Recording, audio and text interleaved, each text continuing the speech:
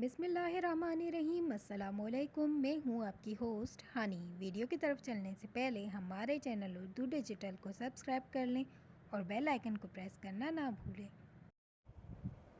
پہاڑ کے دامن میں رہنے والے بزرگ کا ایک واقعہ۔ ایک بزرگ آدمی پہاڑ کی گھاٹی میں گیا اور اللہ تعالیٰ سے عہد کیا کہ میں تمام دنیاوی تعلقات سے رخ پھیر کر اب تیری عبادت میں یہاں مقیم رہوں گا، اور بھوک سے جب تنگ حال ہوگا تو تیری ہی طرف سے عطا کا منتظر رہوں گا۔ خود نہ کسی مخلوق سے سوال کروں گا، نہ اس جنگل کے درختوں سے کوئی پھل یا پتا توڑ کر کھاؤں گا۔ البتہ جو پھل خود بخود اس زمین پر گریں گے صرف ان کو کھا کر زندگی بسر کروں گا۔ ایک مدت تک یہ بزرگ اپنے عہد پر قائم رہا، یہاں تک کہ حق تعالیٰ کی طرف سے امتحانات شروع ہو گئے، اور اس امتحانات کی وجہ سے اس بزرگ نے یوں نہ کہا تھا کہ انشاءاللہ میں اس عہد پر قائم رہوں گا۔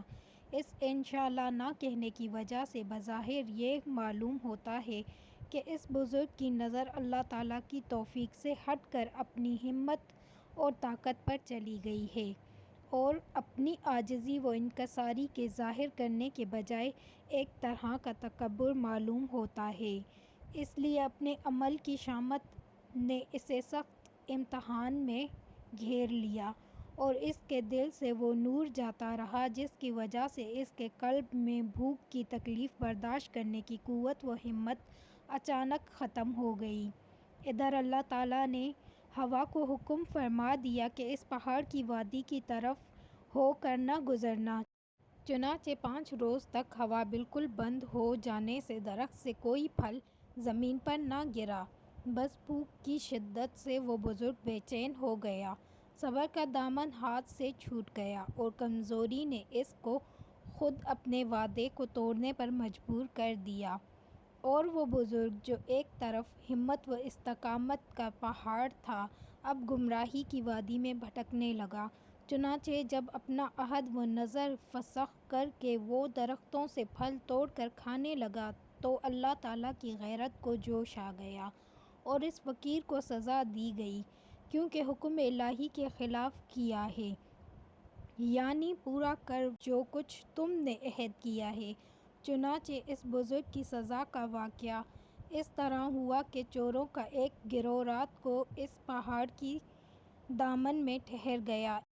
ایک مخبر نے شہر کی پولیس افسران کو اطلاع دے دی کہ آج چوروں کا گروہ فلاں پہاڑ کے دامن میں ٹھہرا ہوا ہے۔ اس سے پہلے کہ پولیس افسران چوروں کو گرفتار کرتا اس پہاڑ کے دامن میں اس درویش کو دیکھا اور سمجھا کہ یہ چور ہے، فوراً اسے گرفتار کر لیا۔ فقیر نے بہت شور مچایا، میں چور نہیں ہوں، لیکن تھانے دار اور سپاہیوں نے ایک نہ سنی اور اس کا داہنا ہاتھ اور بائیں پیر کاٹ ڈالا۔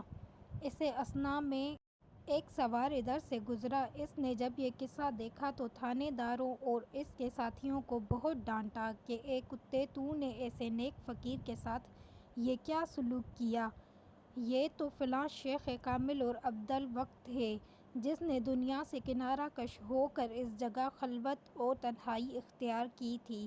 یہ سنتے ہی پولیس افسران پر لرزہ طاری ہو گیا، اور خوف و ندامت سے ننگے پیر ننگے سر اس بزرگ کی طرف دوڑا اور اپنی غلطی پر پھوٹ پھوٹ کر رونے لگا، اور قسم کھا کر عرض کیا کہ میں نہیں جانتا تھا کہ آپ ایک بزرگ شخص ہیں، میں نے غلط فہمی سے آپ کو چوروں کے گروہ کا ایک آدمی سمجھ کر یہ معاملہ کیا، خدا کے لیے آپ مجھے معاف فرما دیں ورنہ میں ابھی عذاب الہی میں مبتلا ہو کر ہلاک ہو جاؤں گا۔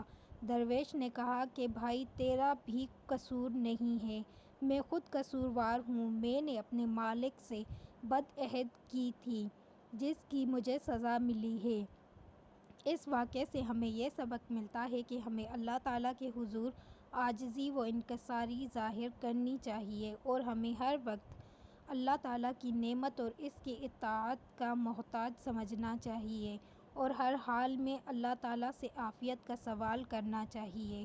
اپنی ہمت اور بندگی سے نظر اٹھ جائے، اس لیے کوئی بندہ بھی اپنے آپ کو اللہ تعالیٰ کی طرف سے امتحان کے قابل نہ سمجھے، بلکہ ہمیشہ اس کے فضل اور اس کی ہر چھوٹی بڑی نعمت کا سوال کرے۔